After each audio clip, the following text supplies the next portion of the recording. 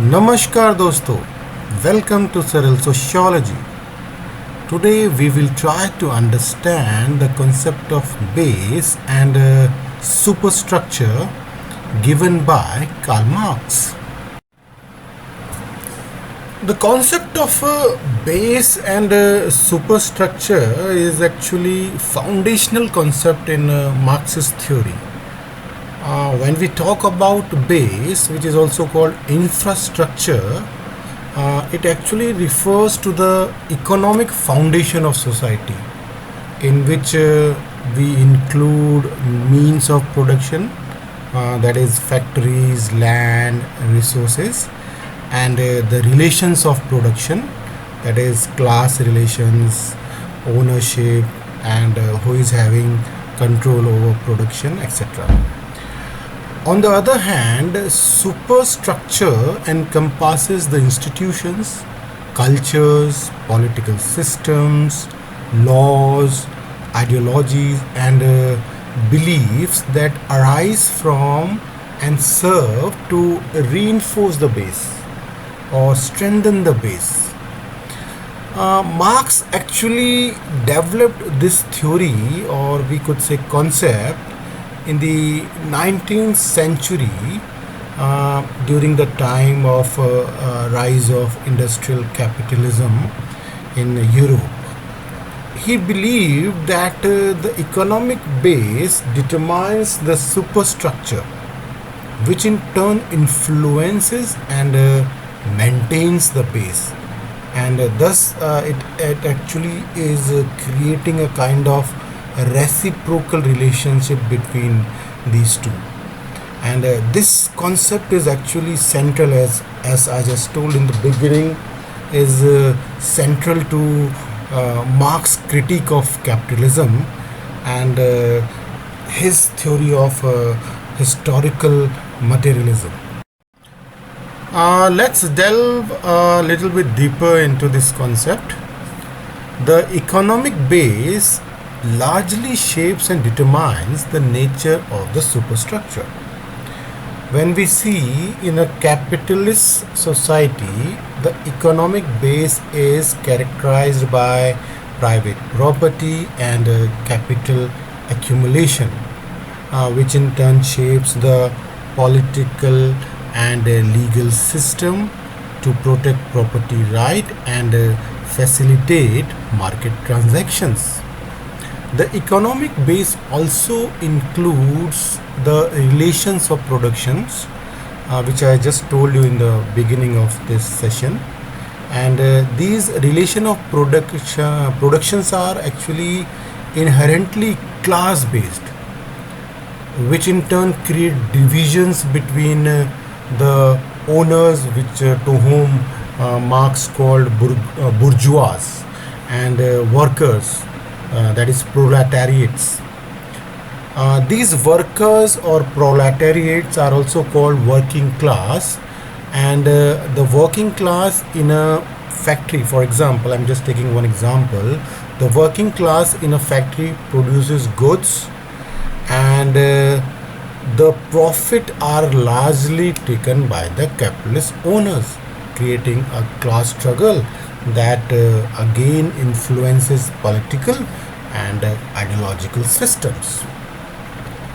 The superstructure includes cultural and ideological elements that justify and perpetuates the economic base. This is very, very clearly defined by Karl Marx. We can also make it more clear with an example. For example, the belief in the American dream perpetuate the idea that anyone can succeed through hard work, which supports the capitalist systems by encouraging acceptance of inequality and and that what we call individualism in our society. Further, we could see the superstructure includes the state and the legal systems, which are actually designed to protect the interests of the dominant economic class. Mostly the Labor laws might be shaped to favor business owners and making it very difficult for workers to unionize or demand better working conditions for them. When we see the education system, we see the superstructure encompasses the education system also. We see it often serves to reproduce the skills and ideologies which is required by the economic base. We find school emphasizing values such as punctuality, obedience, competition, which are essential for maintaining productive capitalist workforce. Similarly, the media and communication system within the superstructure disseminate and reinforce dominant ideologies that somewhere support the economic base. Mass media often seen portraying consumerism, success through wealth as desirable, which somewhere sustains the capitalist economy by encouraging consumption. Also, when we see the religion aspect, we find that religion can be part of the superstructure, and as it provide a moral framework that legitimize the existing economic base. For example, we have already seen when we read Weber, the Protestant work ethic, which value hard work and thrift, historically supported the development of capitalism by aligning religious value with economic behavior. And family, yeah, family is again very important. When we see the family structure aspect, we see the family as an institution which is influenced by and somewhere reinforces the economic base. Like for example, the nuclear family structure is seen in capitalist society, emphasizing gender roles and that align with the needs of the labor market, such as the male are the breadwinners and female are the homemakers. Friends, as it's quite evident that Marx's concept of base and superstructure remains relevant in our contemporary social and political analysis, and it also helps us in understanding how economic systems influence culture and political life and vice versa. For instance, if we see media and culture, we find the consolidation of media ownership in the hands of few large corporation and business tycoons, which can influence the type of content that is to be produced and disseminated, and so that they could reinforce the capitalist ideologies and consumer culture among the common people. On the other hand, when we see education sector, we find the educational institution often perpetuating the status quo by promoting ideas, values that somewhere aligns with the interest of the dominant economic classes, such as competition is very important, and meritocracy is somewhere good for high status, and we should all work to achieve good merits and work hard to get a higher status somewhere. Although Marx's theory of base and superstructure is quite influential, but it has faced several criticisms. Critics argue that Marx's theory is overly deterministic, and it somewhere reducing all social phenomena to economic causes, and neglecting the agency and autonomy of superstructure. Critics such as E.P. Thompson argues that the relationship between base and superstructure is too much oversimplified by Marx, and that cultural elements can also develop independently. For example, cultural and ideological changes such as the civil rights movements can arise independently of economic factors and significantly impact the base.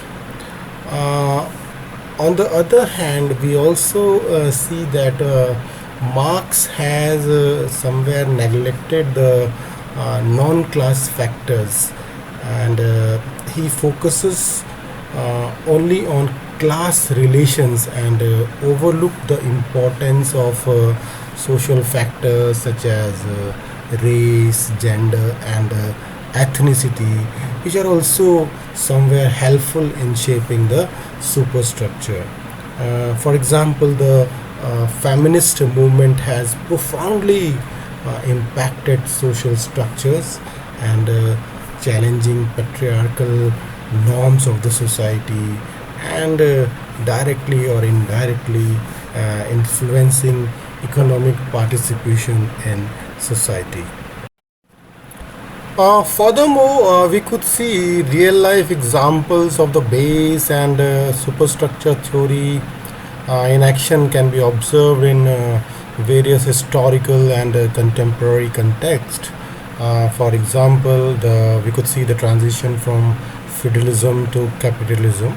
The shift from feudalism involved significant changes in both economic base and superstructure as a capitalist mode of production emerged, and correspondingly political and legal institutions also developed, and they protected private property rights, fundamentally altering cultural ideologies and social norms. Secondly, we can find the civil rights movements in the US, and this movement somewhere illustrated how shift in the economic base driven by industrialization and urbanization led to demand for changes in the superstructure, especially regarding civil rights and legal protections for marginalized and underprivileged people.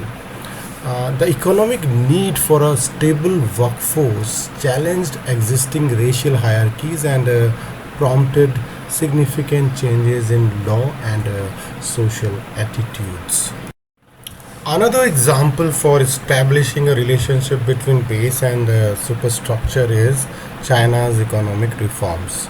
The Chinese transition from a planned economy to a market oriented one somewhere demonstrate how changes in the economic base can significantly alter the superstructure.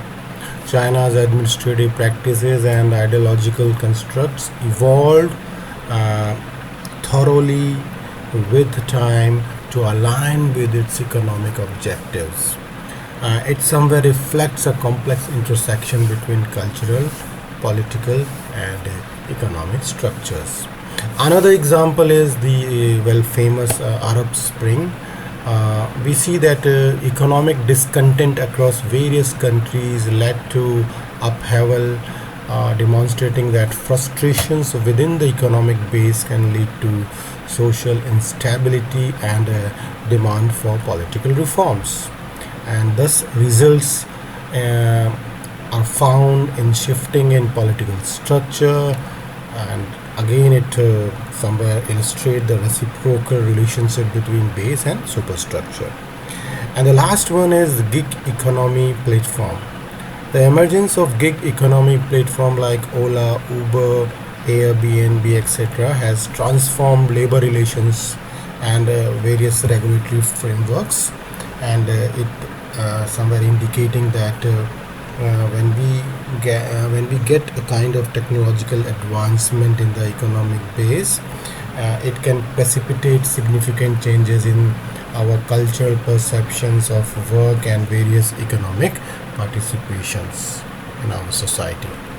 Finally, in conclusion, I would say the base and superstructure theory has profoundly shaped the social economic discourse, remaining relevant in analyzing the relationship among various economic forces, cultural phenomena, and political structures. While critics, although highlights its limitations, the theory continues to evolve, providing a valuable framework for understanding the complexities of our modern society. Through various historical and contemporary examples, the dynamic interplay between the base and superstructure has been illustrated above by us. So, all these examples and interplay between base and superstructure, they somewhere demonstrate its pervasive influence on the organization of human life. Thank you for today, friends. I hope this small lecture has been helpful to you. Thank you once again. Have a nice day. Goodbye.